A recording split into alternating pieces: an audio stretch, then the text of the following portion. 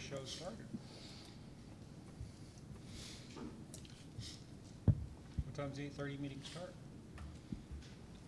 We usually start at 8:30. Now we can start. I'm going to call this meeting to order.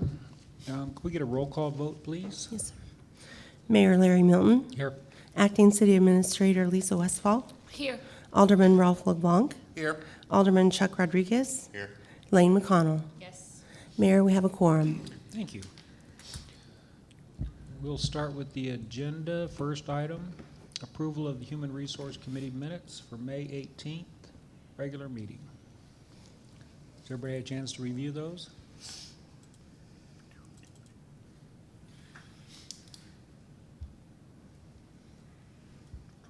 If there aren't any questions or changes, I would entertain a motion to approve. Move to approve. Second. We have a motion and a second. All in favor of approving the minutes, say aye. Aye. Opposed, same sign. Ayes have it. Next will be a discussion of new hires, promotions, reclassifications since July 21, presented by Jan. Mayor, wanted to present this based on our discussion a time or two back. This information had been removed from our agenda that we normally did in the past. The city administrator at the time asked that this be removed. So we had taken that off, and there was interest in making sure that the board understood who was hired, what the promotions were, transfers and things like that. So the intention of this is to bring us all back up to date from this past July, and then make sure that going forward we continue to list these things out so the board is aware of what's going on. Jan, do you have any, do you know any reason of why this was removed for the past year? I think there was just some concern about the personal aspects of that being made public. That part I don't understand. This is all public dollars that we're talking about. So I can only speculate. I wasn't given a reason why. Thank you. When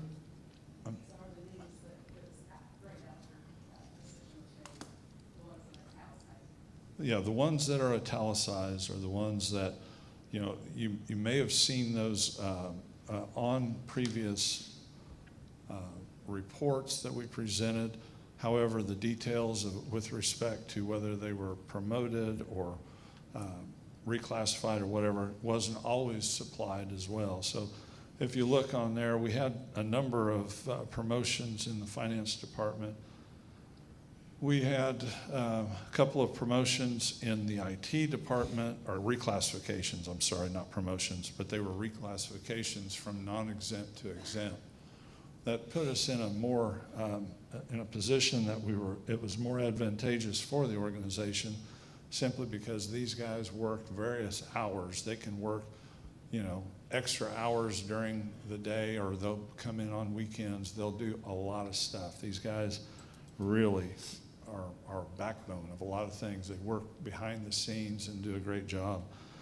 So the idea behind that was to make sure that they had adequate compensation for their time, but didn't break the bank with overtime and things like that. These particular positions under FLSA were allowed to do that, so everything was all good. Vincent Robertson, when we made the promotion on that one, that was a frozen position based on what we had, you know, freezing our levels of you know, pay and things like that during COVID.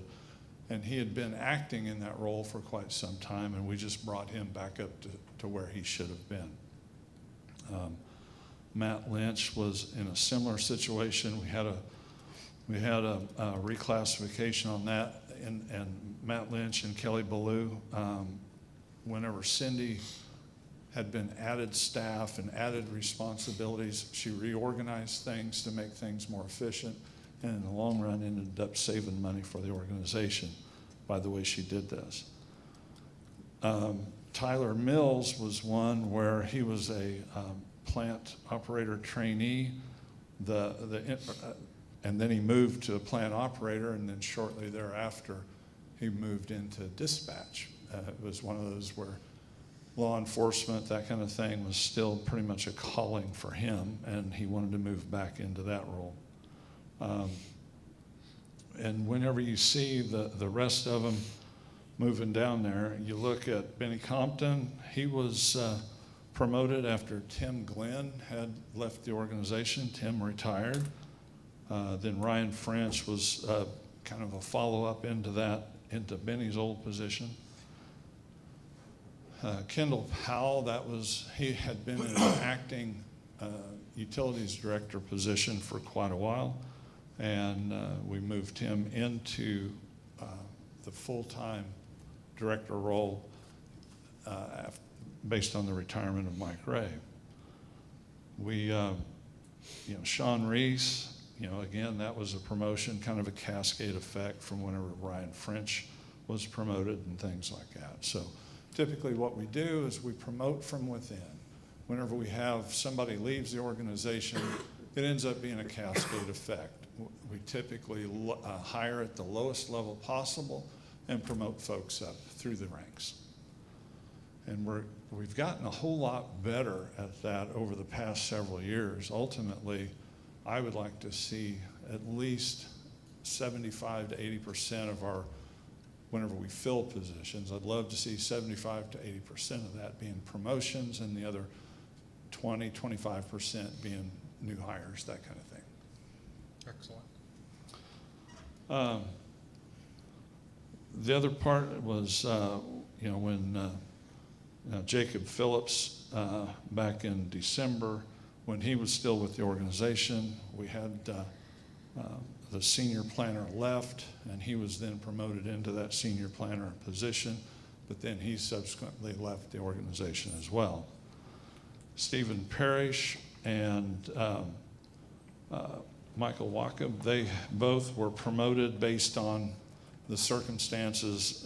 Stephen Parrish, he had been a police officer 1 for 2 years. The normal transition in time, or the promotion for police officers, is if you're a police officer 1, you got your post-certification, you've been in the role for about 2 years, and then you become automatically promoted into a police officer 2 role.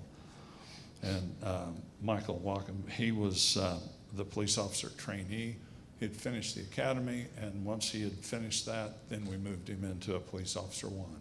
So, roughly somewhere around December of 23, he should roll into a police officer 2 position, unless we change the structure of how we do promotions.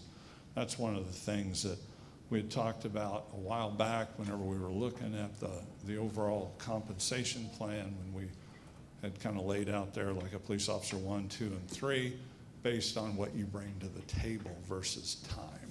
So I haven't discussed any more with this with the chief. We'll work through that, and we'll make sure that we have a good presentation for the board. Okay. Shane Randall was another one, equipment operator 2. Equipment operator 2, believe it or not, these are one of the positions that we will find whenever we start talking about our staffing study and things like that. These are fairly skilled positions that are in high demand, that we have a lot of outside influences wanting people with these skills. So when we lose people, frequently, I shouldn't say all the time, but there's occasions whenever we lose people like that for higher pay. So those are the kinds of things whenever we look at folks, they may not have college degrees and things like that, but they have a unique skill set that is in high demand out in the open marketplace. So those are the things that we need to be cognizant of whenever we do our planning, our staffing study. And then there was the assistant city administrator. He was reclassified as both the assistant city administrator and as it was called, the community development director. The fact that as an organization, we never took that to the Board of Aldermen for approval, it technically does not exist. So we still have a planning department from a technical perspective. So that's one of those titles that's just kind of out there in the ether that I'm not sure exactly what foundation there was for it, but that's just what it was called. And so that's one of those where we'll address that with our overall plan for staffing, and we will be meeting with the folks in that department today after our meeting, and we'll go through all these things and work through what the workloads are and things like that to understand what the overall needs will be, and then we'll bring back a good plan for this committee and for the board. Before you move on from Okay. that, would you explain, the community development director, the board, for us to have a new department and a new budget department, that does require board approval, is that correct? That's right. So this position was created, and I know the board received very little information of what some of these changes were. So for clarity, what I just recently was provided, John Manning was getting paid a assistant city administrator salary. And then according to this chart, January 2nd, he then took on additional responsibilities of heading up the Community Development Department, CDD. Right. And when that change happened, he received an increase in salary, I understand. That's right. And it was 20%? 20 or 25, I would have to look at the numbers. I don't know, Kimberly, if you remember or not. It was fairly significant, though. And so for budgeting purposes, how was that position paid then? Because the assistant city administrator, in our budget, that position is paid out of administration. Right. I believe, I'm not 100% sure on this. I have not looked at the numbers. I believe the intention was to pay for that out of the absence of pay for the planning director position. Yeah, that's right. The money was not moved over. There was not an account code set up for community development department, based on my understanding. So none of that money was moved over to a planning development line number. It was just simply paid out of planning. His salary was just administration. Oh, it was just all administration? Okay. So in the background, I'm sorry, I don't know essentially how it was handled. Yeah, okay. But I think that would be important for us to know, because out of the city administration fund, the budget that was approved included X number of dollars for the assistant city administrator. So we either increased that budget amount from city admin, or we maintained this position's pay out of city admin and then supplemented it with the payroll out of the planning department. Yeah, according, it was just paid out of admin. So that's, So it was just paid out of admin? yes. So, Your Honor, you had come to the board approval for a budget amendment. You'd have to come to, the budget amendment would have come to the board. You had not seen that. It hasn't come to the board. for any move of any money, because it's cross departments, it has to be approved by the Board of Aldermen. So nothing has been done for that. Just like any other budget amendment, to pay for something outside a budget, you have to have a budget amendment approved by the Board of Aldermen. Yeah, so I guess that's my question, Yeah. is if the city administration payroll increased, and in this example, it would have exceeded the amount that was budgeted, and there was no budget amendment made by the board. Right. That would be what it would appear to have been. I have that on my notes to have further information on that, but yes. That- I think that's a general, I had that written down to ask after we got through this. Generally speaking, I think we need to look at that in general, probably this committee, as to how are new positions, new classifications created for a department and then approved. Because if we go on the premise, as we spoke last night, the board approves this set of classifications. So if new are added within that classification, new title, new whatever, is that a board approval? And then the budgetary impact, because it new classification, when people are promoted, usually I believe the budgeted money is within departments to a point, but it could highly impact your budget if you give new titles and new classifications more money that's not been approved by the board in the original budget. Yeah, and That's generally, I mean, at 10,000 feet, it just seems that we approve a budget amount, right. and if that budget amount is gonna be exceeded, the board has to approve that. The Budget and Finance Committee was unaware that, at least for this administrative budgeted amount, has been out of budget. Right? It's exceeded the budget that's been approved. Potentially, unless there's cash savings within that budget for other positions or other money. But I think you could ask that question in all. I think Jan probably has a process for how do you add new positions in a department within a year. Right. And there should be a process. If you add a new title and it increases your budget, there should be a process. Right. You know, and then the question is, if that's all can be done, is it within the budget of that department to be able to do that? Then is that okay or not? Because it has not been approved in your classification plan. So now you are putting in new classifications, new titles that were never approved in that original budget. We only do that once a year. So I think we're missing some process steps in there as to how these fluctuations in more than one, in any department, how would that occur? Yeah, okay, so I think a fair question would be, it's sounding like that our city administration budget for payroll has been exceeded.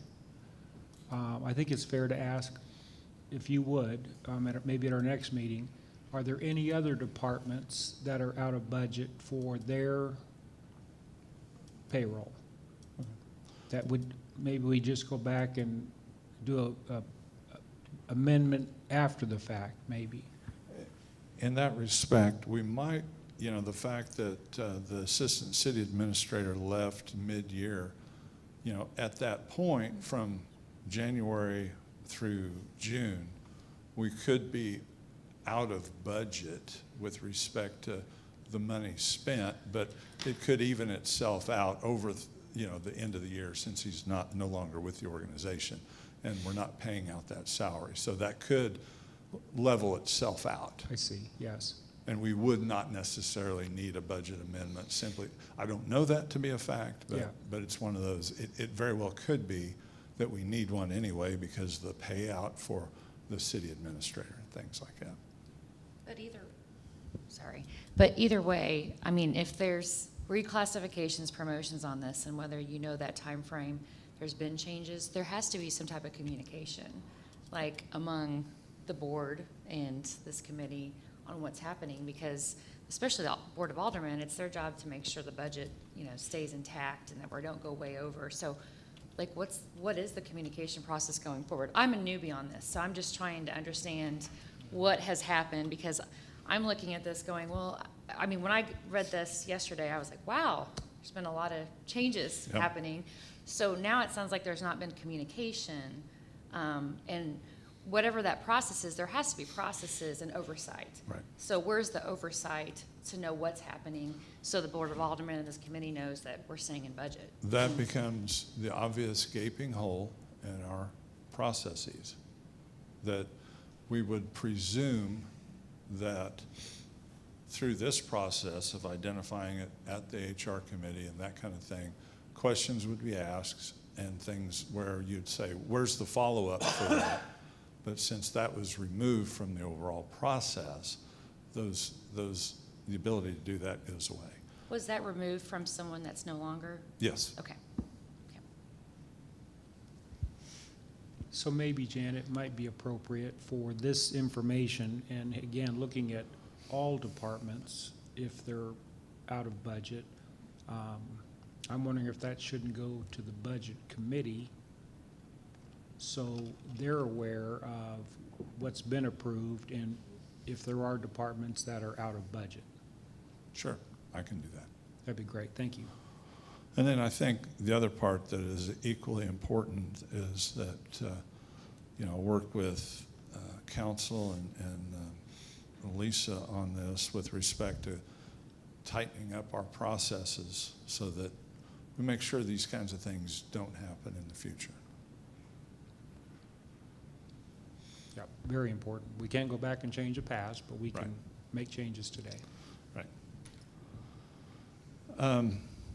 To move on, Matt Lynch, you may have seen earlier in the list that he was reclassified to a supervisor, I believe it was, at some point along the way. But then Matt decided he wanted to become a police officer. So he went through the interview and selection process, and in the academy, I believe, is he about done? July 7th. So coming right along. So Matt is, I will tell you at this point, when he was in the Parks Department and he interfaced with us, quality individual, and he'll be a good police officer. Colton Hilwick, again, he went through the 2-year time frame where he automatically promoted. The next several that you see, the maintenance worker one's transitioning to a maintenance technician, and then differentiating the maintenance folks from the custodial folks.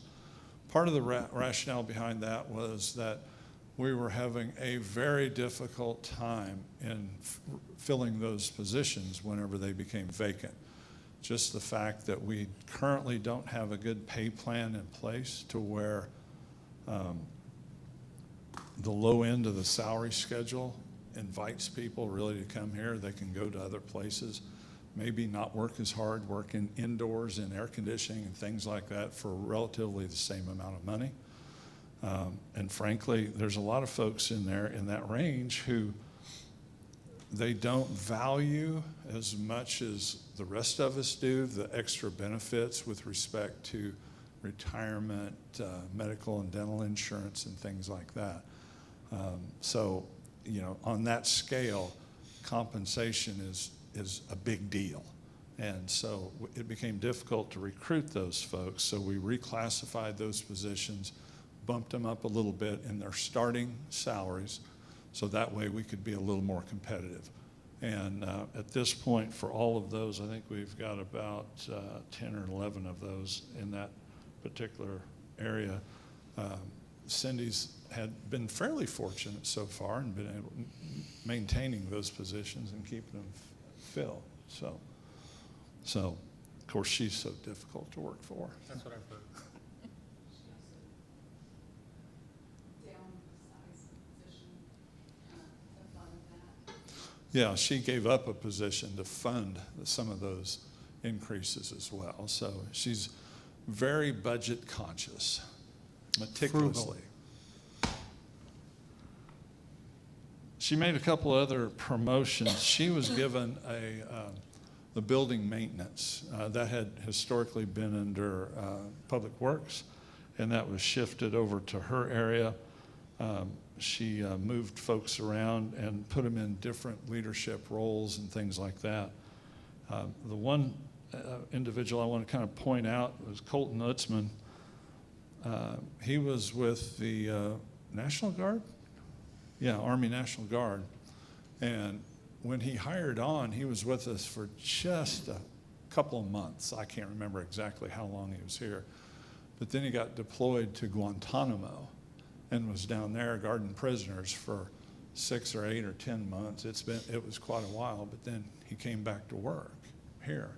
And you may or may not know that under USERA, United States Armed something, it has to do with armed forces, and that's the acronym I'm not good at acronyms, but it's one of those where there's federal legislation that requires that we reserve spots for those kinds of folks that go do active duty, and that they maintain the level of pay that they would have otherwise received had they been here all this time. So those are the things that we value as an organization. We want to make sure we take care of those folks.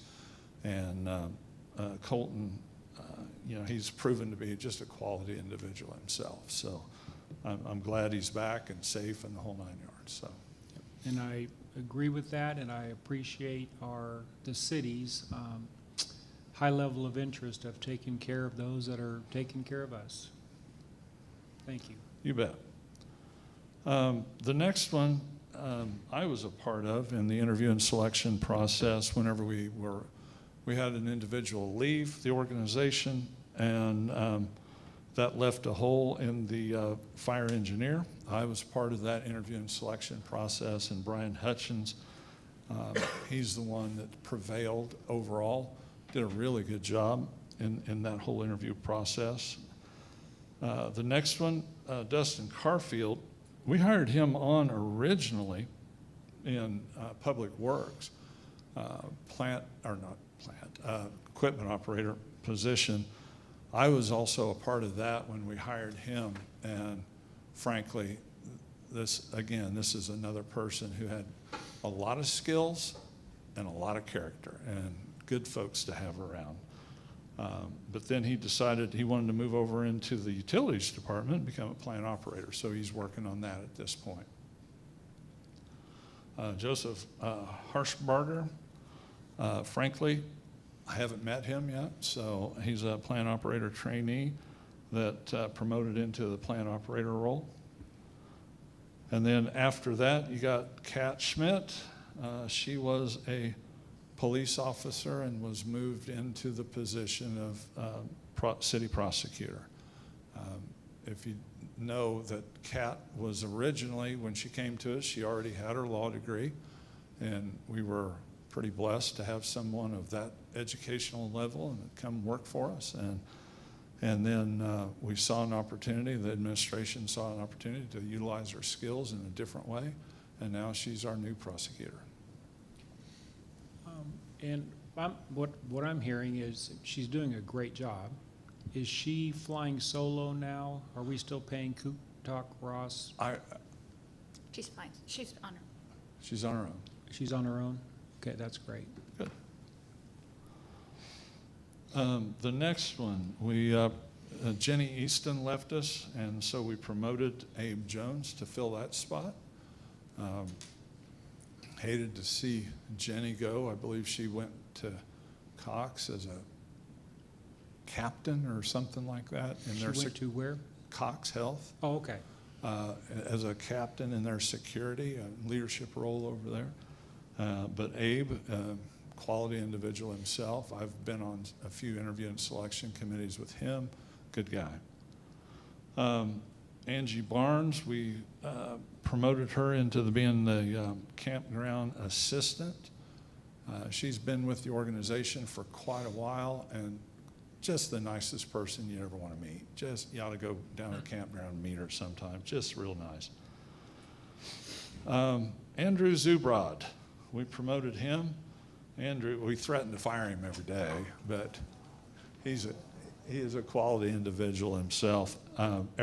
Almost every department gives him kudos and things like that. He was selected as Employee of the Year for last year. So everybody enjoys Andrew, and everybody enjoys giving him a hard time too. Yeah, that was one of those. Again, we put that into an exempt position simply because we were using a lot of overtime with that role. So we wanted to make sure we made some adjustments so that way, as an organization, we had the flexibility to deploy those resources in such a way that didn't cost us an extraordinary amount of money. We kind of found a middle ground, if you will, that made sense for the employee and for the city. Nice.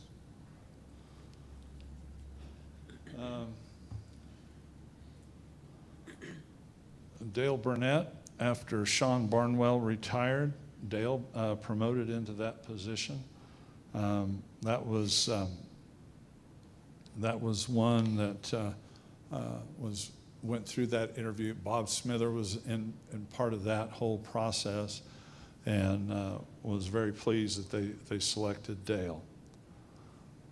When you look at the next several, you see the increase in classification. We did that to allow parity for recruitment purposes, to allow that parity with the Parks and Recreation Department, because those entry-level positions started out at the lowest level we had that was not competitive. And so all we did in this situation was increase the pay grade itself.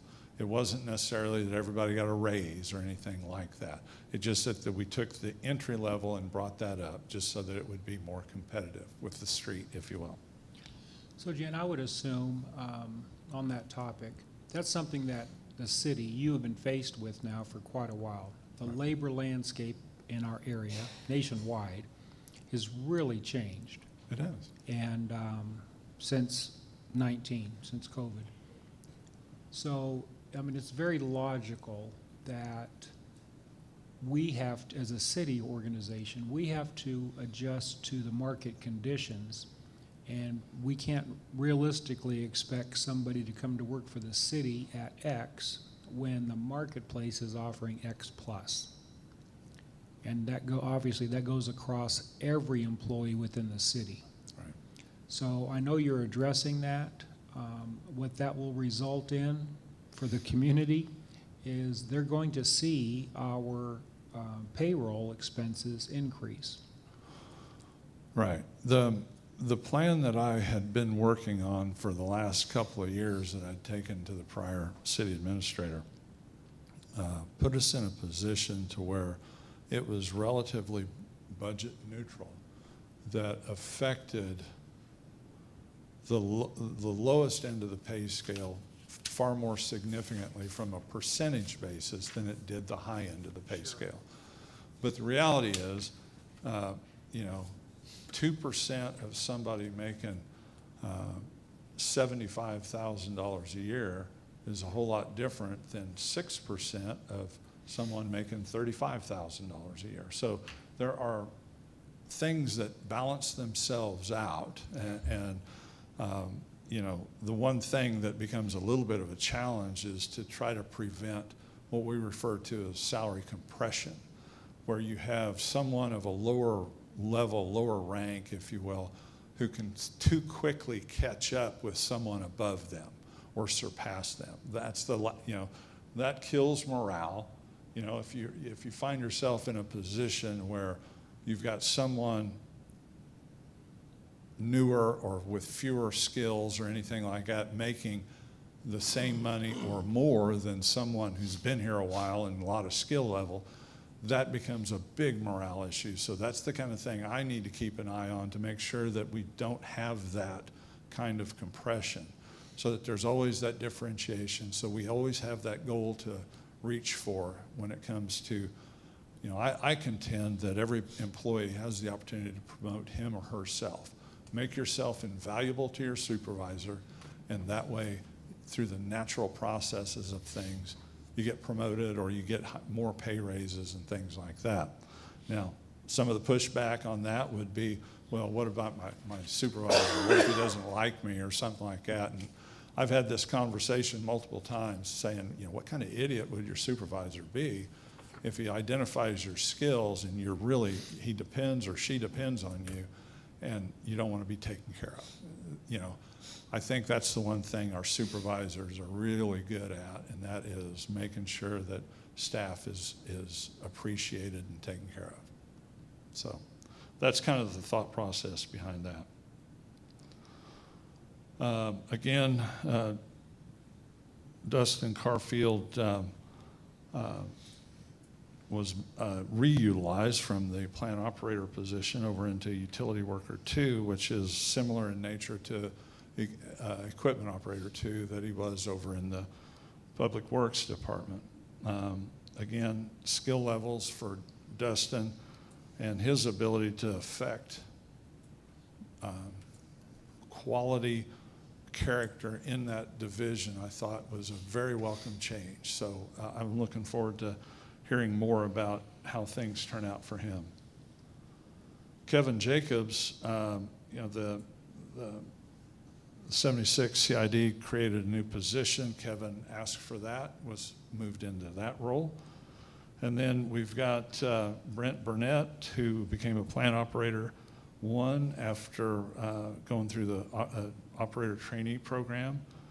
And then you can see Dakota Ballou, he promoted into a utility worker 2. And then Dustin Wilson, who was then promoted to a plant operator 2. That's kind of a cascade effect as well. So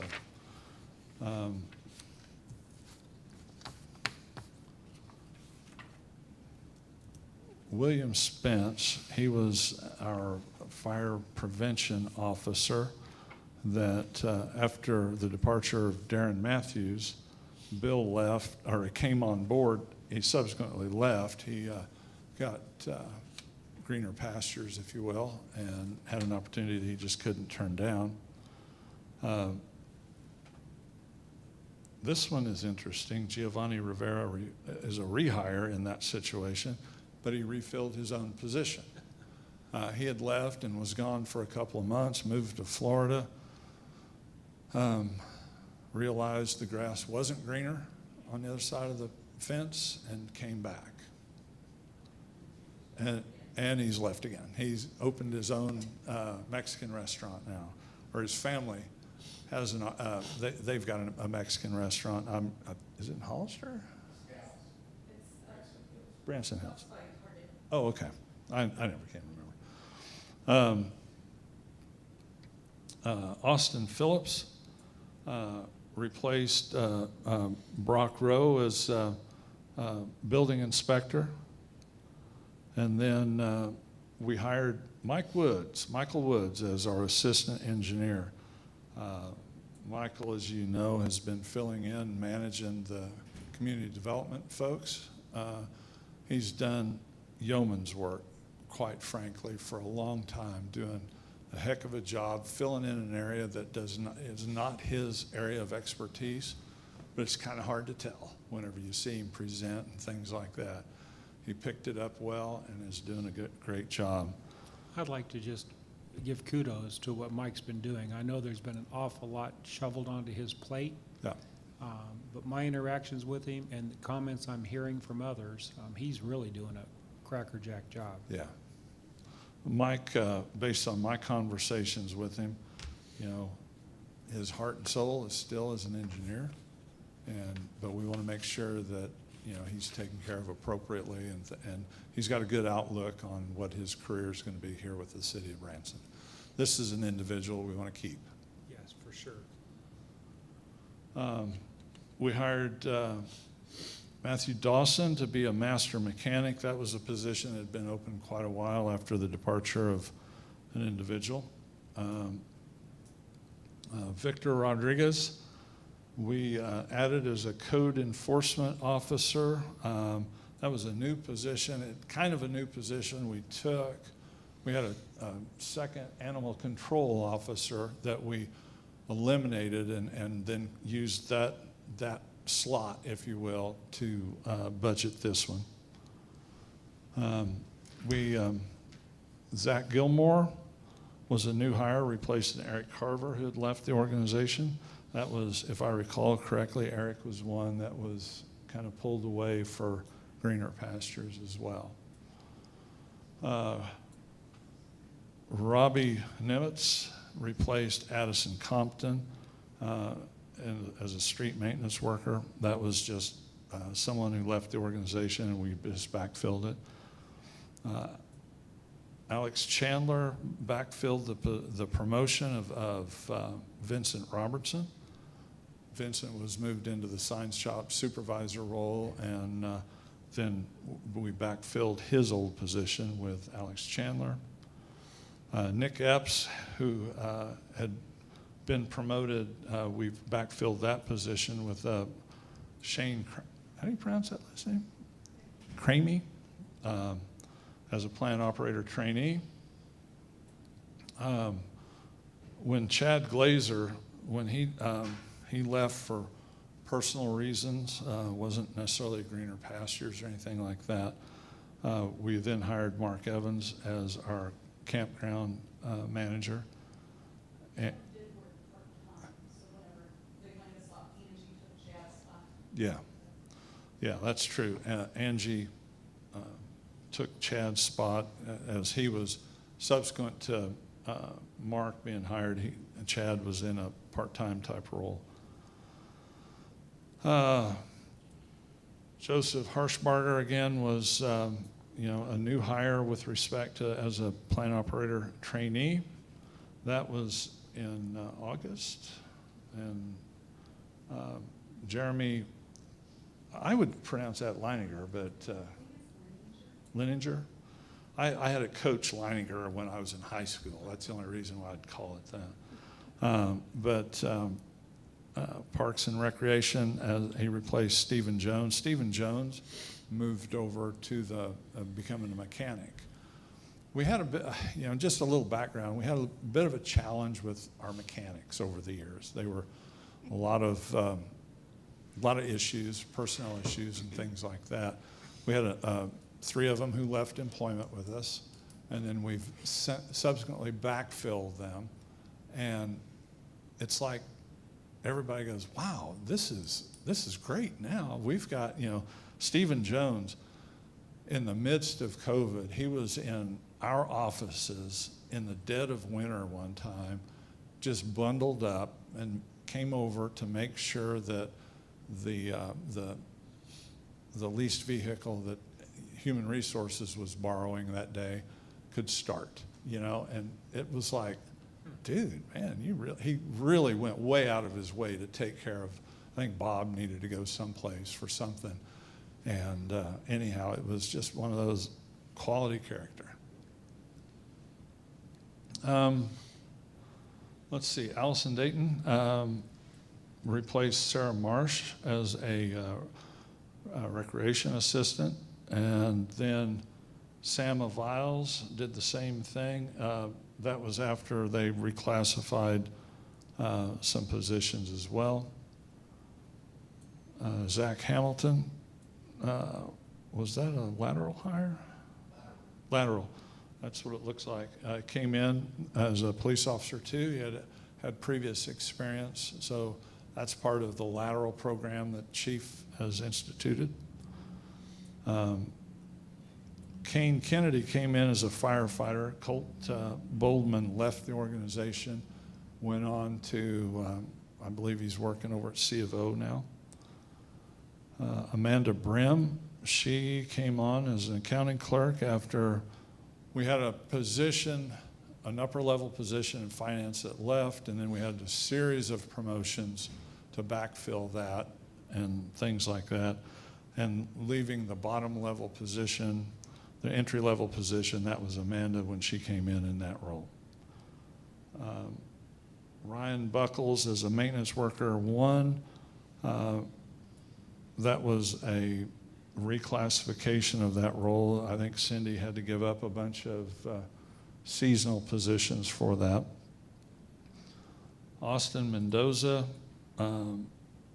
replaced Max Shearer. Michael Wacab replaced Frank Hirahara.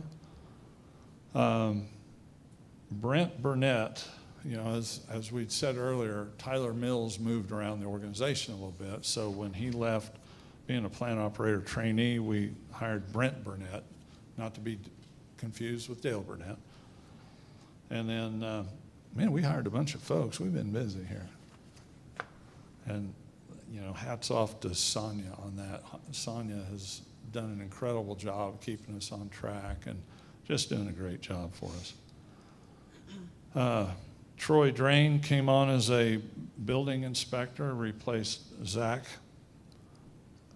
Hardy White. That was the next mechanic that we hired. We hired him earlier this year. Jacob Hembry, I was part of that interview and selection process. When Brian Hutchins got promoted from firefighter to fire engineer, we had an opening available. Jacob Hembry, he's one of these legacy type employees. His dad is a fire engineer as well. So on a different crew, there's no reporting. We do make sure we're cognizant of that, because under Missouri Constitution, you can't make hiring decisions or compensation decisions for anything within the fourth degree of, consanguinity or something like that, and affinity, by blood or marriage, essentially is what it means. So, and it goes up and down, and somebody thought that out. They had a lot of time on their hands. Mitchell Knoll and Jason Harvey left the organization as police officers. We backfilled them with Caleb Deskins and Jordan Wobster. Linda Williams left the organization, and Laura Sweezy we replaced with her. Laura is no longer with the organization, though. It didn't work out. Tim Glenn, when he left the organization, we had a cascade of promotions. And again, we hire typically at the lowest level. So in that respect, we hired Tom Whitworth as a plant operator trainee. When Mike Rosmus left us in February, Mike had been here years, like 15 years, something like that. We brought Joy Lynn Burns on to replace him. And she's real quiet, She'll say hi to you and smile at you and things like that, but just pretty quiet. Lucas Bring, we brought him on as a recreation assistant as well. Christopher Anderson as another sign shop technician, replacing Alex Chandler. What was the deal with Alex? Was that another, just found something else? Yeah, that's what I thought. Nicole Ashmore, Nikki, replaced Jacob Phillips after he left the organization. She came on as a planner. Haley Mendoza and Michaela Patterson came on as dispatchers for us. And again, we go back to the premise, you'll see through this that we hire a lot of dispatchers. And that's going to be one of those things that after we've gone through the kind of the planning or the staffing study part of that, we need to take a real hard look at what our staffing levels are for that. I mean, you think of it in terms of we've got, typically 2 people for a 12-hour shift, and you've got a supervisor. Well, on night shift, you'll typically have a police sergeant who's the supervisor. It's just a lot of work, a lot of effort, and things like that, where there's opportunities to improve that quality of life for those individuals, the quality of work life.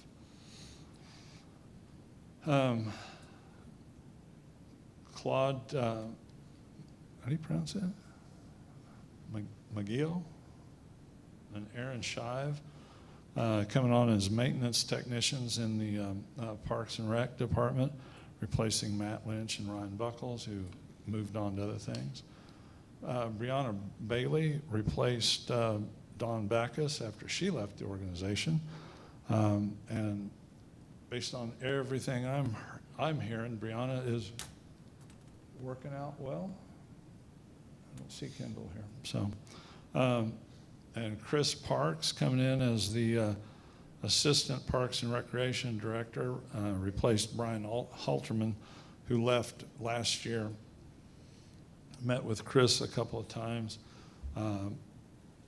Seems like, you know, he came from Republic, I believe it was, and bring a lot of experience, and I think is making a good right-hand person for Cindy. Michael Grammer, he replaced Mike Myers. Mike retired earlier this year, and missed Mike, but it's one of those where I get it. You know, he incurred some personal issues with illness and things like that, and he was at that age where it's like, I want to reflect and see where my quality of life is from here on. So he made that decision, and I can't blame him with that. But Michael Grammer has been a good replacement, and we've been really happy with him. Rose Strickland Carson, she came on here not too terribly long ago as office assistant too, after Angie Barnes moved into her role down at the campground. Jennifer Thompson, we hired her as the senior planner to replace Jake Phillips. So the first Jacob Phillips was because of his promotion, the second one is to replace the states. Would you have, so everybody that's listening can hear this, please? The first Jacob Phillips opening was to replace his promotion, and the second one is his actual vacancy. Thank you. You're standing on your tiptoes. Okay. Brianna Palmer replaced Bobby Mock. Brianna, I was part of that interview and selection process. Brianna came to us from California, and she had a lot of years experience in that venue out there. She and Rose Strickland both interviewed for that position. The nod went to Brianna simply because she had the more experience, but we realized that in that interview process, Rose was one, had great character. And it's like, when you find somebody with great character, you say, let's find a spot for him. You bet. Cody King replaced Mark Evans as the campground manager. And then Don Gregory, he is a rehire. He was a firefighter. It's been 4, 5, 6 years ago he left the organization. I don't remember exactly when. He went up to Nixa or Ozark, one of those up there, and was there for a few years. And when after Bill Spence came on to replace Darren Matthews, Bill Spence got greener pastures. We had that opening, and Don Gregory decided to come back, and he's fit in quite well.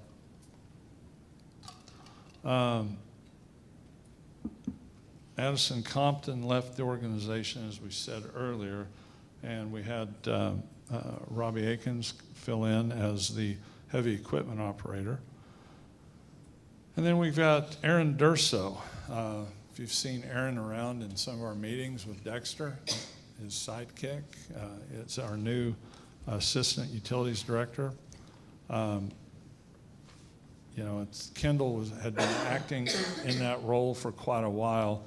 Wasn't technically called assistant utilities director. We created that position. So, but Kendall was, the right-hand person to Mike Ray for a number of years.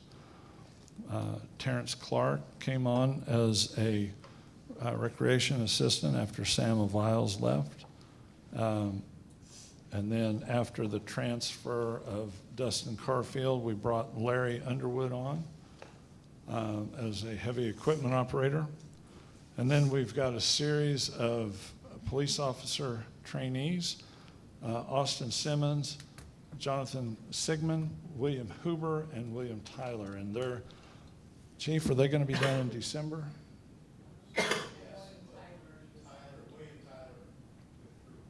Oh, yeah, that's right. That's right. But the rest will be in December. Okay. And then we've got Johnny Bodie, is a rehire. This was an individual that he gave us notice. He was very professional about it. He said, I don't recall exactly what the issues were. Left in good standing and realized, no, this isn't my cup of tea. We have a bridging program that we put into place a couple of years ago that allows folks to come back without a huge loss in pay, not having to start over and things like that. This is an individual that was able to take advantage of that. He didn't have to start all over. Now, typically when you leave in good standing, you get a payout of your vacation and things like that. You don't get that back, but it's, you then start accruing back to wherever you were at that point. So it makes it advantageous for somebody to come back. Okay, is that all we got? I'd like to make a few comments. For anybody online who's joined the meeting late, I would be sitting in your chair saying, holy schmoly, that is an awful lot of hires and replacements. So to remind those that might have joined the meeting late, for some reason, and I'll say it's an unknown reason, we used to give these reports to HR on a monthly basis, and these updates have been discontinued from June of last year. That's right. So it's been a year since we've had this update. Right. Like I said, I don't know why we discontinued it, but I'd like the message to be that this is a year's worth of changes with the employees within the city, and let our naysayers know that the city's not in chaos. This is normal course of business. We just haven't had an update in a year. That's right. Yeah, whenever you have those kinds of things, your net gain of employees is minimal to non-existent, simply because you have movement within different allocations of folks, redeployment in different areas and things like that. Jen, while we're on this, is there ways that maybe the city could look at some additional restructuring of our payroll is obviously such a huge percentage of our overall budget. So we clearly, especially in these times, we need to take care of, I think we need to have more focus on the entry level and the mid-range level. When we start looking at the upper level of salaries within the city, I don't know if there's things we can do that are, bless you, that are creative. For example, when we get to the upper range of employees, instead of a salary increase, maybe offer a higher percentage of matching funds into their retirement program, or doing something different, because as you know, our benefits to every employee is 50, 60%. I would say, generally speaking, a safer number would be 35. Oh, well then I'm running on misinformation. Yeah. 35%. That's, because you've got roughly a third of your employees who have employee-only insurance. A third of your employees have employee spouse, employee children insurance. And then a third of your employees that have family coverage. Well, if a person is on employee-only coverage, we don't pay them that difference between that and the benefit that the employee family gets. Sure. So Okay, it's that just, makes sense. so that's. Yeah, I just know I'm just real conscious of, that's such a huge dollar amount in our budget. And when we have, here again, the upper echelon of payroll amounts within the city, those increases really have a dramatic effect on our budget. In the same breath, focusing on the entry level and the mid-level is, I think, where more of our focus could be. It seems to be a much bigger issue at those levels than it is the upper level. If you recall, last year I'd brought forth a kind of an outline for a compensation plan that hit all the areas, and especially looking at the upper level compensation. You know, when you got to directors, my recommendation would be to limit the growth of increases, but offset that with different things. To your point, be a little creative. The one thing that we could do is allocate some of those increases to matching funds for retirement. Let's say, for an example, if we required it to go into a 401A, that's a separate type of account that, you know, if we required that across the board, then it falls under special rules with the IRS, by which we then don't have to pay FICA. The city doesn't have to pay FICA, and the employee doesn't have to pay FICA. So at that point, the interest in an employee's point of view is you automatically get a 7.65 return on investment, Right, right. and the city saves 7.65%. Boy, that's exactly where I was thinking. So I'm glad you're working on that, and those little movements will make a big difference in our overall numbers. Exactly. Thank And you know, for people who, as a regular course in life, have not disciplined themselves to put money back for retirement, this is a way that kind of forces that issue. Yeah. Any questions, comments from the board? Yes, sir. As usual, Jan, excuse me. Kudos to you. That, I mean, just going through every line by line and knowing like intricate details of each individual, wow, that's impressive, first of all. But second of all, two words that you kept saying was character and quality. And Mary, you mentioned that, you know, we're going to see budget increases as far as payroll are concerned. And, you know, we definitely have a competitive job market. And, you know, in that initial briefing that I got as an alderman, you know, I asked, like, what's the one thing that us as aldermen could, you know, support you in? And it was always personnel. And, you know, even though we're going to see those increases in budget, like, to get the quality and character of people that we want in the city to elevate people, but also elevate our city, because, you know, we are just like one big show. And so the quality of the person matters, whether it's police officers or city workers or parks people. They're the face of our city. That's such a valuable, important part of what we're doing. When we look at HR, at budgets and payroll and things like that, you know, wow, that great presentation, Jan. Thank you. Appreciate that. Thank you. You know, the one thing, your point is well taken, specifically like when we're looking at, let's say, for example, police officers. You know, the background investigations that our staff does when we hire police officers, it's not easy. It's a difficult process. It takes, what, 6 weeks, 8 weeks? Something like that, and you develop a document that's about that thick. That gives us the total background. It goes back to, you'd think, you know, they'd probably have pictures that they colored in kindergarten there, you know, that kind of, it's just, they go way back. And they look at high school transcripts, college transcripts.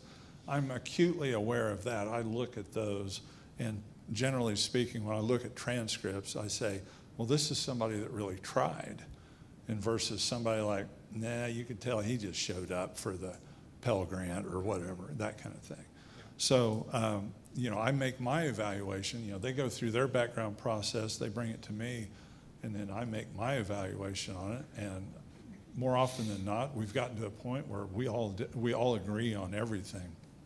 But then we take that next step where we do the physical abilities background check. We make sure that they can physically do what they can, you know, what they need to do. Because our number one thing is we want them to be safe. We don't want anybody to get hurt while on the job.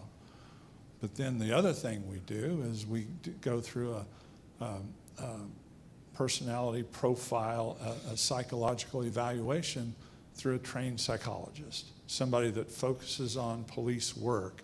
And they go through that process and they give us a thumbs up or a thumbs down. There's been multiple times wherever we've sent somebody to the psychologist for that psych eval, and they've come back and they said, nah, this person doesn't have the skills that you need to have as a police officer. So at that point, we withdraw the offer of employment, because anything like that, a physical or a psych eval, has to come post-offer of employment. So whenever we end that offer, I have to do a two-step process.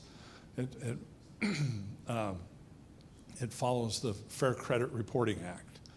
And, you know, people say, what's this got to do with credit? Well, it's what the federal government requires. I have to notify them that we become aware of something in their background that could cause us to withdraw the offer, and, you know, give them an opportunity to review the report themselves. And if they can argue with it and point out an error or something, then they have that right to appeal. Otherwise, then the second letter that I send out actually withdraws the offer. So it's a process that we follow. Frankly, those things increased quickly during COVID. They've kind of eased off at this point. But we have a very rigorous background check that we do for police officers, and we try to do the same thing for all other employees. Now, we don't go to that extent, but we still do our due diligence on everybody. Any other comments? Yeah, quick question. Can we go back to the John Manning? Did you say he gave himself a 25% raise? The city administrator authorized that, yes. City administrator? Yeah. And that does not need board approval?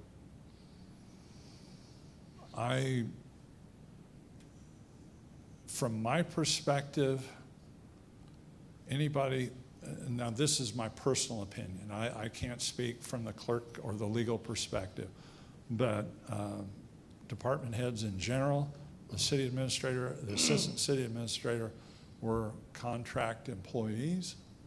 And if you're going to modify a contract, you should change the contract, which would require board approval at that point. That's my perspective. Those contracts, although do not require board approval at this time, only the three, city administrator, city attorney, and myself, as city clerk, requires board approval. But the other contracts are not handled through board approval. We probably have a discussion there for a process. Yeah, exactly. Yeah, the fact that it exceeded the budget that was approved by the board would require board approval for a budget amendment, wouldn't it? Well, I'll go back one more step. The directors are listed in the code, and a community development director is not listed in code. So he's given a raise for a position that doesn't exist? Correct. That director position is a planning director, but not community development director. So, I mean, it goes all the way back to that, where you're giving a salary or a budget or a movement of a budget to a department that does not exist in code. So if we even tried to move money from another department, we would not have any budget line item to even move it to. Right. That was the complexity of what we got into. I'm still confused how that can even happen with oversight of a city. Like, I don't understand how you can create a position and then give yourself a pay raise like that with there be no oversight or no checks and balances. So, like, how did we get there, and what's the remedy to remedy it? Your ultimate remedy is your board. And obviously, we need to tighten up a few things. So we have found flaws, and we have notes, and we are moving to correct those. Sometimes they're not there until you, Well, we don't realize them. The thing about it, city code indicates that the city administrator is supposed to take any additions to the director position to the board for, I forget exactly what the verbiage is, either approval or disapproval or something like that. Just for acknowledgement. It's an acknowledgement to the board. It's not an approval by the board for any director positions that are not the top three not top three, but the three that the board approves. And that check, I don't know if it happened or not. Apparently it didn't.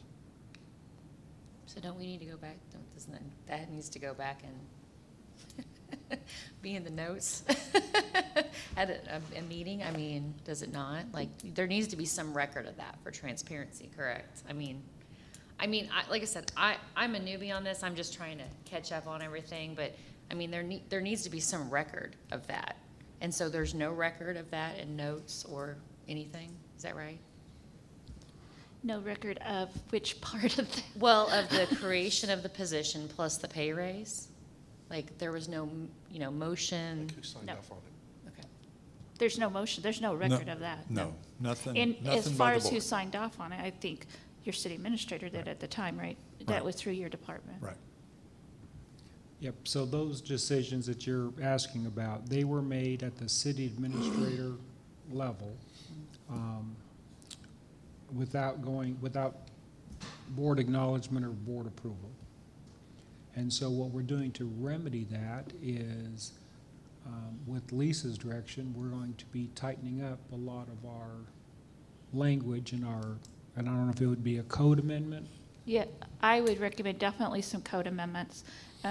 For instance, the directors don't purchase outside their current code, just a contract. Let's just simply a contract. If it's a contractual improvement by a contract and it's not in their budget, then we put a budget amendment in the code for that. So that step of being outside the budget is somewhat in existence, but we don't carry it to payroll. Right. So to me, we need to beef it up to say same action, same requirement when it becomes a payroll issue, because it's outside their budget also. The directors have to have ability to maneuver inside their budget. They have that responsibility. We hire them to do that. But when it's outside their budget, if it's a service or good or a personnel, it should be added, then they should have to ask or show a budget amendment and where the money's going to come from to support that move.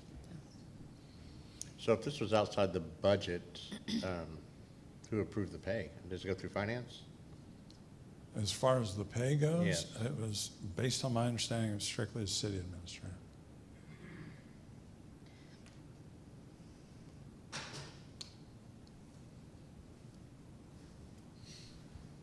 Any other questions or comments?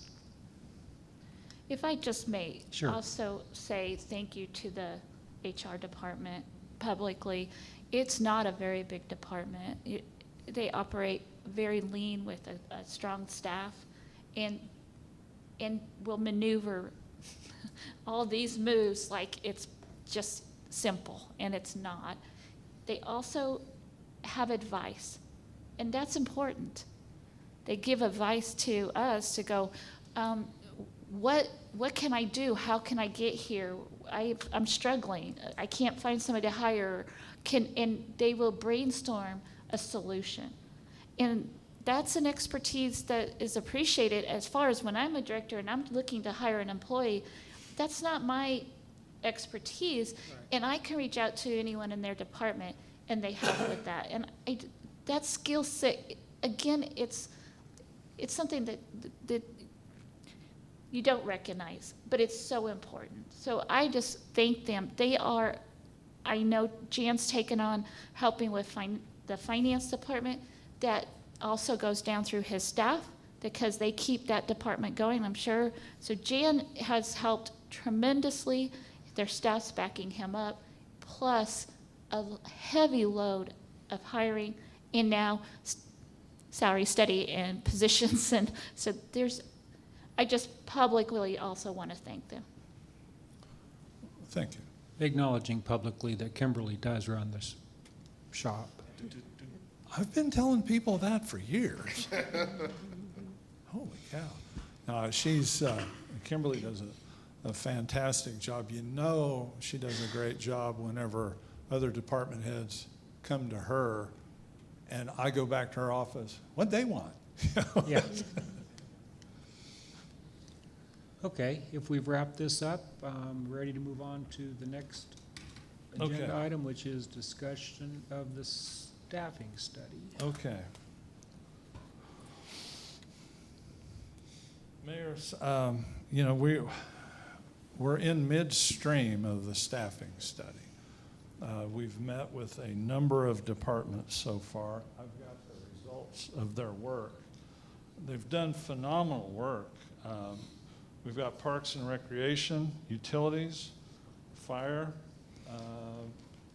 and Public Works, and Police so far. I will tell you that they've gone to great lengths to provide us information, which requires them to record lots of things. As an example, the Public Works Department, they record all of the jobs that they had to let slide for the week, that kind of thing. How many jobs they've missed, you know, things that are on their list of things to do, but they don't have enough time, they don't have enough labor in order to circle back and get those things on a regular basis. So they keep track of that, and they fill them in as they can. Obviously, the high priorities things, they try to address those right away. But some of the low-hanging fruit, some of the easier things that just take time, those are the things that they capture that kind of information so that they understand.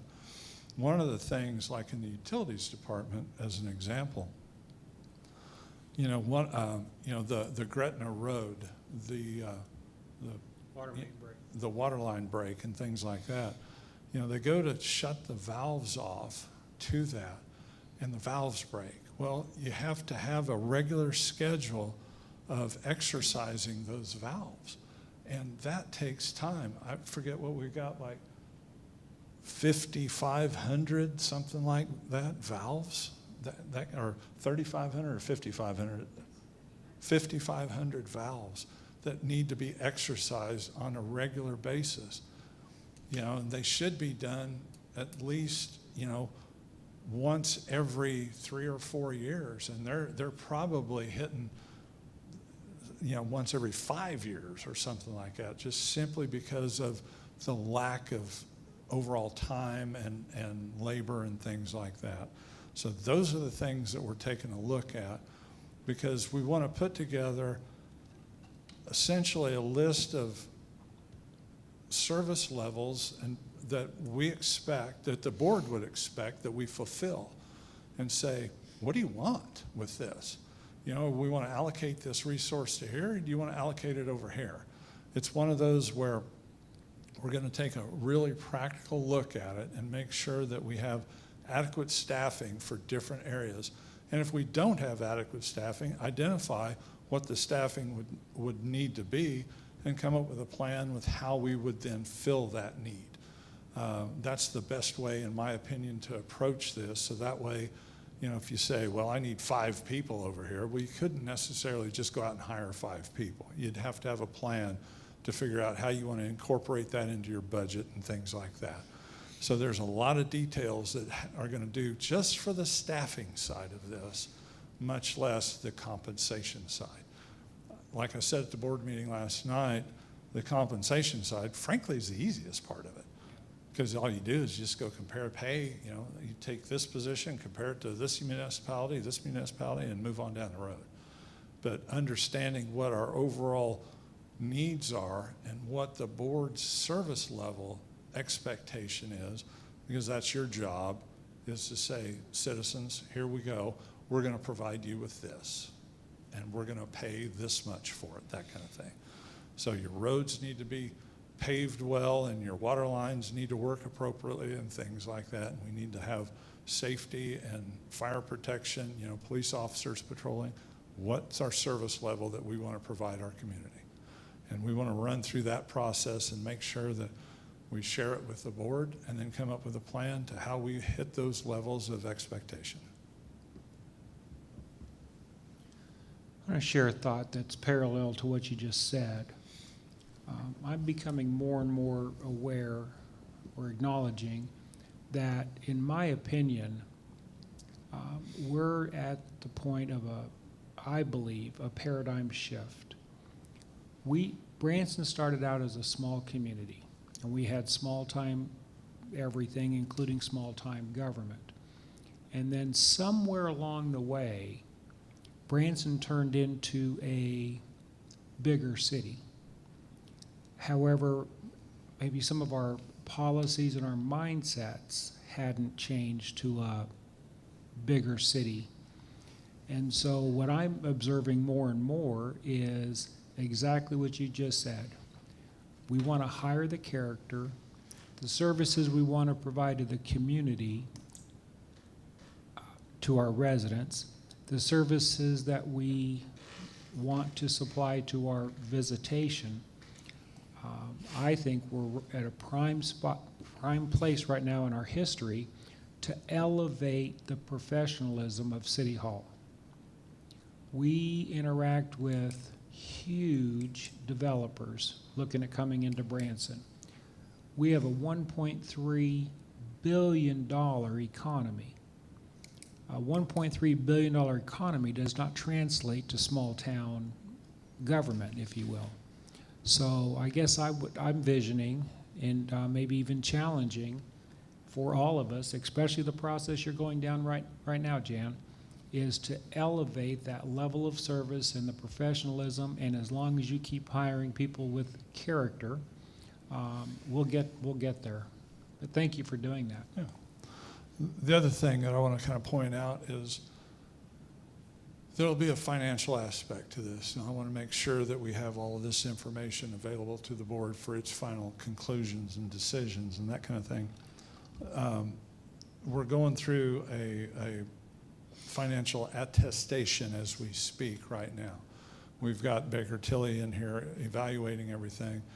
And, the thing is,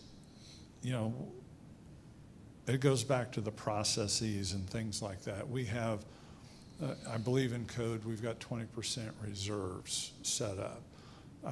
That's what we have to maintain.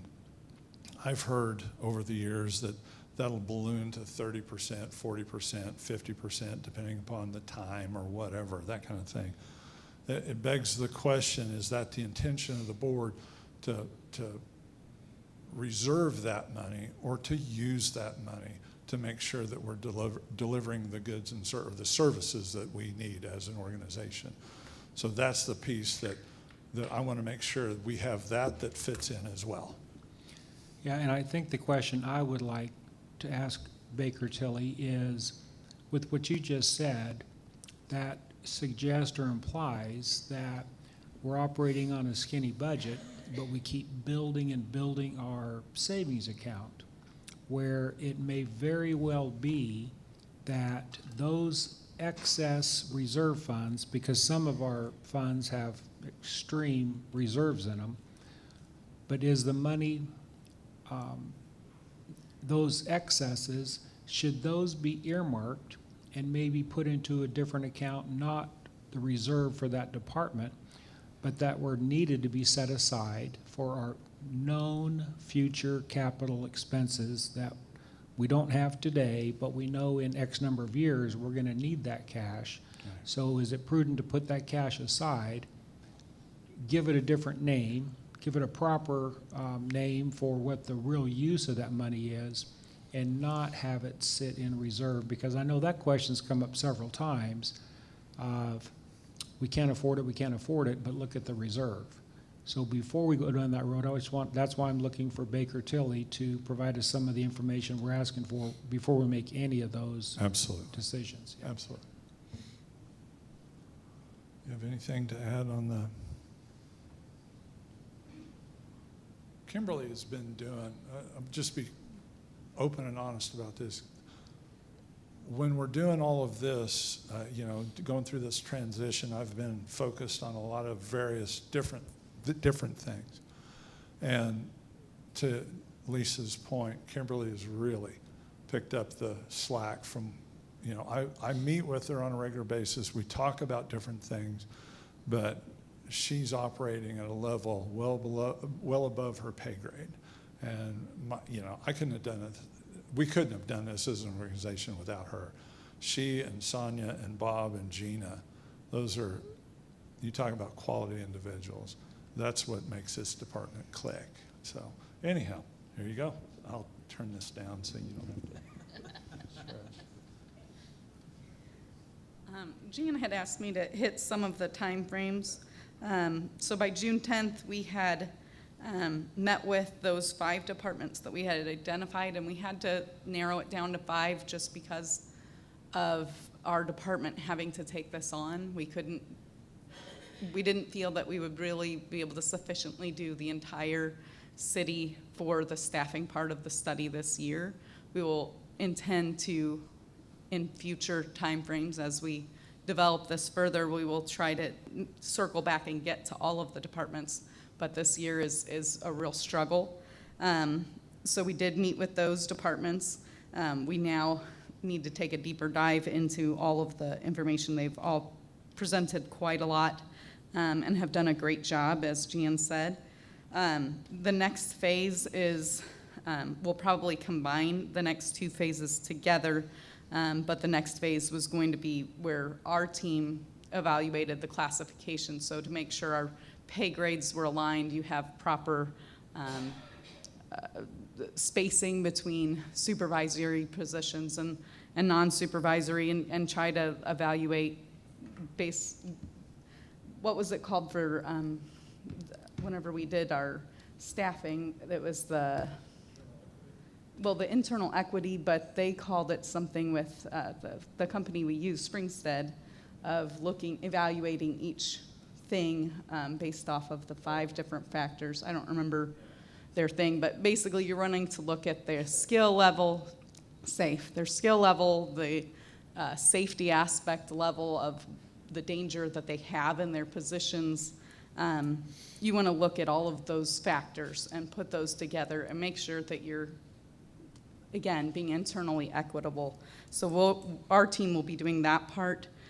During this phase, we're going to also, the next phase was going to be doing the compensation part. So we'll be asking the departments to provide us a list of who they feel is competitive, that they're losing people to, or different things like that, people that they feel are comparatives. And so we'll then be contacting those agencies to try to get that information. So we'll have to probably get a head start. We had hoped that we would have a software program in place to help us with that. I don't think that that's going to be a realistic objective because of all of the other things on our plate at this time. So we will have to do some of that on our own, of contacting those cities.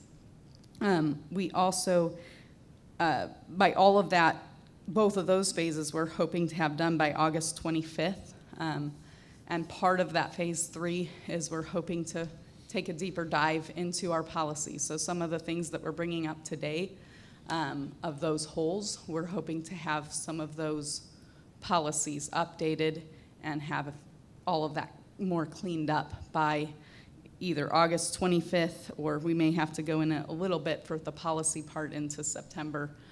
But that is on our radar as part of this process to update those policies.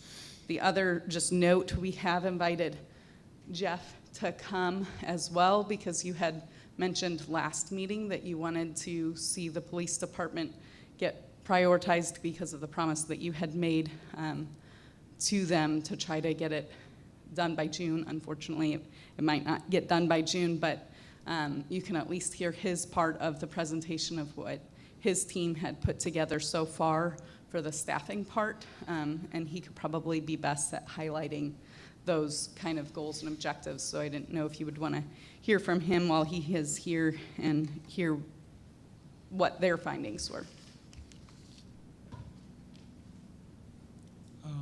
Chief Matthews?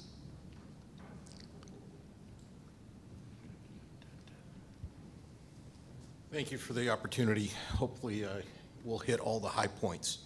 The board provided us the 7% across the board pay raise. Did us a good favor in doing that. That put us 2 cents above Taney County deputies who have a take-home car. We reached in our staffing, eliminated the 3 positions to give an extra pay raise to our officers. We have hit send on a federal grant to try to replace those 3 through a COPS hiring program. 2 of those are school resource officers, and one's an additional patrol officer that we're trying to recoup. We will be reaching over to the school district as well to see if we can do some cost sharing on 2 of those 3 positions, similar to what we do at the high school and the junior high. I've assured Dr. Swafford we would have somebody at one of the elementaries. Taney County's picking up the other one, I believe, through a contract that they have. So we will cover 3 of the 4 campuses at the start of the school year. It's going to hurt on patrol, but that's the commitment we've made there. As far as the positions, there was a study that was done in 2019, and they have access to it. It was basically a staffing study of the police department. We were told if you have all of your police officer positions filled, that study believes that we have enough patrol staff to handle the workload. It identified some other areas of concern, though. Jan talked about kind of that work-life balance. In the police department, it's very easy for me to divide the day into 2 halves. You work at 12 and I work at 12, and we do that. That's good from a employer standpoint, but it's terrible on the work-life balance of the employee. So the study that I'm talking about said, Jeff, you really need to strive for 10-hour shifts. There was a national study that was done that compared 8, 10, and 12-hour shifts. 8 really not optimal. 10 is the optimal. 12, we venture into some safety concerns when we're talking public safety issues because of the fatigue factor. So we're really striving for the 10 hours. In the annual report, I touched on our dispatch services. Dispatch services has not seen a staffing increase since 2011.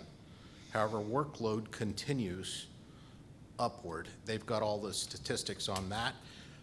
Way back to Chief Carol McCullough in 2011, requested 4 additional dispatchers in 2011. He received 1.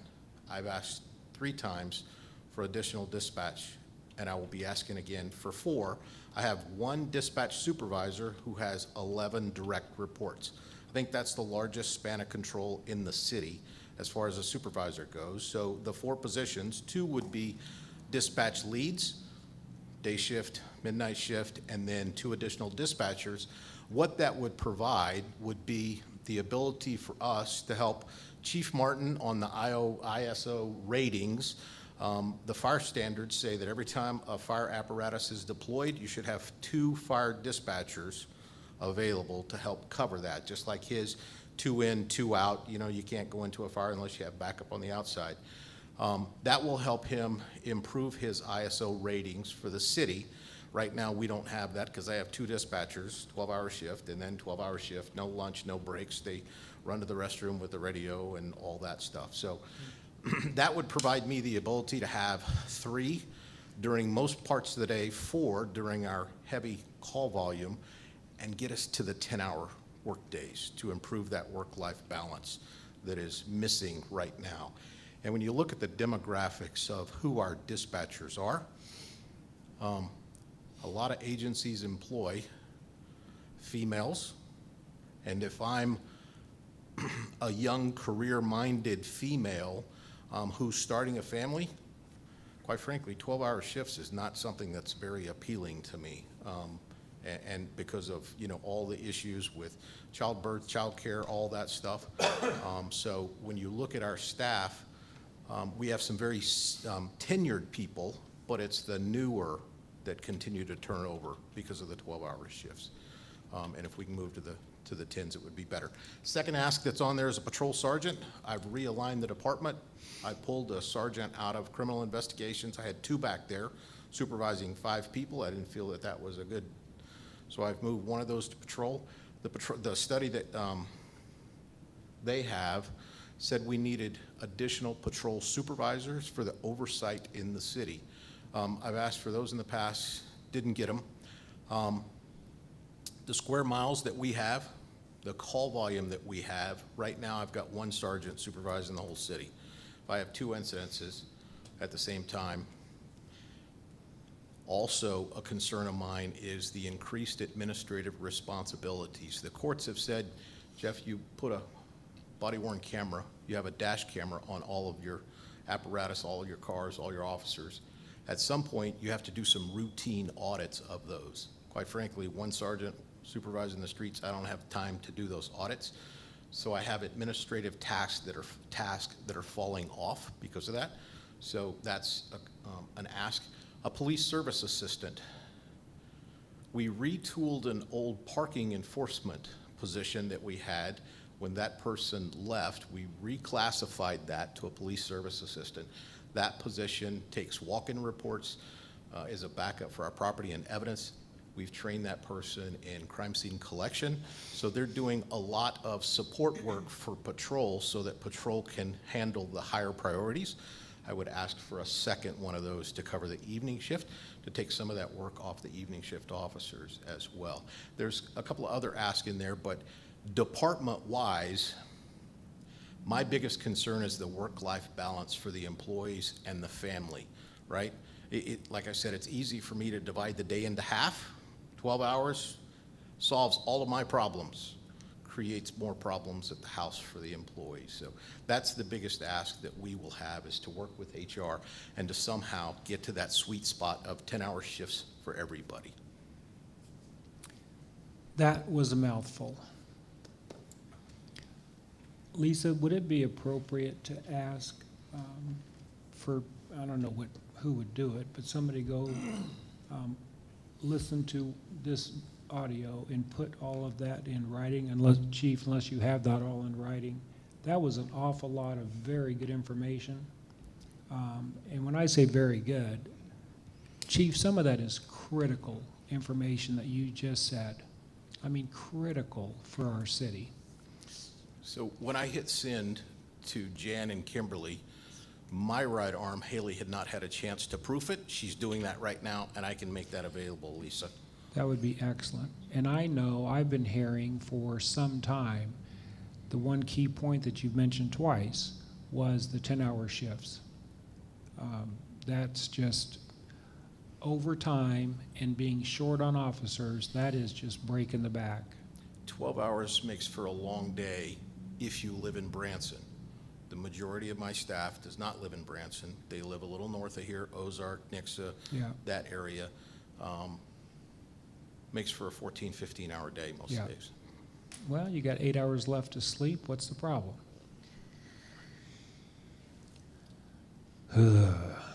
That's a lot. So I believe the way this process will work, if I'm hearing it correctly, is through HR. Those positions will be decided, or recommendation will come out of this study, and then we will have to bring that with the budget or a review of those positions and the cost impact and decisions. Probably, I imagine, hard decisions will have to be made at that point. But until we have those full study, we're just getting that information, and that's probably a glimpse of what we will hear, I would assume. That's right. Those are the kinds of things that you as a body need to decide. It should not be my decision. It shouldn't be the chief's decision. It should be the board's decision to decide what's the service level we want to provide our community. Well, I know where my level is. Right. And I'm assuming the board will be equally supportive with how important it is for so many reasons. And it's truly what our residents reasonably expect from us, right? That's not from the residents' point of view, that's not a big ask. That should be what we're doing. Mayor, one other thing I want to kind of point out, and I had intended to do as a part of the overall study, if you will, I would have when it comes to risk management, we got into this several years ago, 5 or 6 years ago with the HR committee. We developed what we refer to as a heat map. On your heat map, just a rectangle. In the upper left-hand corner was the high critical areas. Yep. And then everything else, that would be red. And then everything, the cooler numbers, kind of cascade over to the right then at that point. I would want to put these roles juxtapose that heat map to say, what's the importance to the city? You know, because upper right, or upper left, I'm sorry, would be something like, you know, catastrophe, you know, a natural disaster where loss of thousands of lives. Not far behind that is going to be, you know, a major incident, a terrorist attack, something along those lines that requires a good police presence and a good fire and public safety response. Those are the kinds of things that help you make those decisions. Say, ooh, we can't forget this. Thank you, Jan. That visual will be very helpful. Thank you. And I believe that's all we have on this, unless you have any other questions. Anybody out in the audience wishing to address anything?